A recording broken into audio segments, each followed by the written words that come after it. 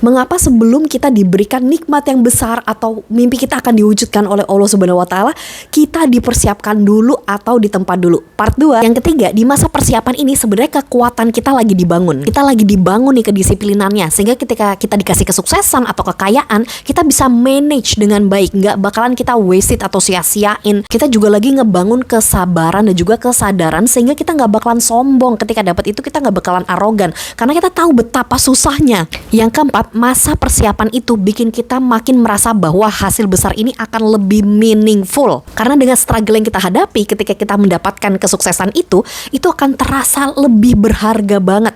Karena ketika kita tidak melakukan struggle, kita nanti rasanya biasa aja. Ketika kita mendapatkannya, kita akan lebih mudah untuk sujud gitu ya, sujud syukur, karena kita tahu betapa proses yang dilalui ini. Dan yang terakhir, masa persiapan ini sebenarnya kita sedang menselaraskan hati.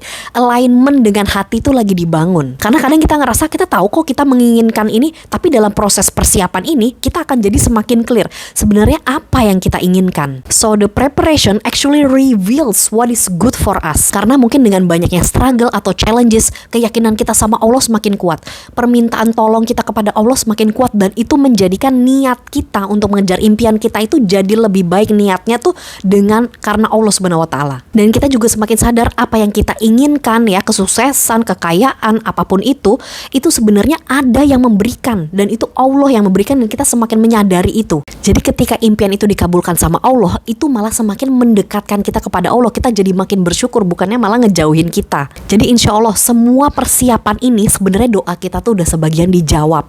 Cuman Allah pengen semua itu terjadi di waktu yang paling tepat, the best timing, dan juga ketika hati kita udah siap. Kita juga akan menyadari dari keinginan kita yang dikabulkan itu sebenarnya ada kontribusi atau manfaat yang harus kita berikan kepada banyak orang, sehingga nggak akan sia-sia yang dikasih ke kita. Bismillah ya.